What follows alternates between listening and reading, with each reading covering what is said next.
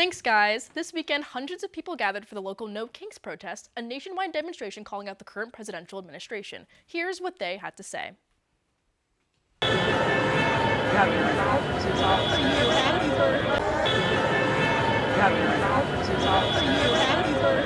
The No Kings crowd came with signs, chants, and a lot to say as they protested around the Monroe County Courthouse. I think the common denominator between all of those is joy. Ben Barranco was one of the voices on stage. He says for him, being out here was never really a question. You know, we're ruled by the people, and the people have voices. And so that's what we're out here to try to accomplish. We're projecting our voices, and we're trying to stand up to the administration and say, we've had enough. These feelings were hard to miss in such a massive crowd. Good to see you. I made this sign just for TV. That's just for TV.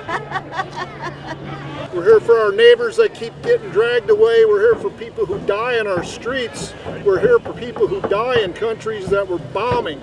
Care about the children that are dying right now, and yeah, so I'm just happy to be here and be part of the democracy and stuff. And they're trying to silence journalism, they're trying to silence all the answers that could get us to move forward. Ben says that sustaining this energy is the entire point of the movement.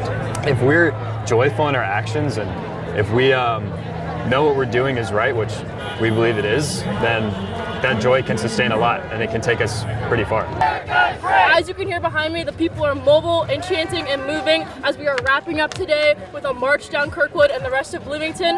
The people are mobile, the people are moving, the people want to be heard. The message from Bloomington this weekend was clear. People are paying attention. Whether that momentum holds remains to be seen, but on this day, this crowd made their positions known. This is what democracy looks like!